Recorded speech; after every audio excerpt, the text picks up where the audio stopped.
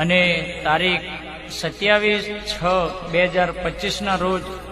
દાયણોજવાળી મારી જોગમાયામાં જહુનો બર્થડે આવતો હોય, માં જહુનો જન્મદિવસ આવતો હોય અને જ્યારે માં જહુ માટે બર્થડેની બે લાઈન ગાવી ત્યારે હો જેની રાહ જોઈ બેઠા તા એ દિવસ આજે આયો, જેની રાહ જોઈ બેઠા તા એ દિવસ આજે આયો, તારા મઢડાને માડી અમે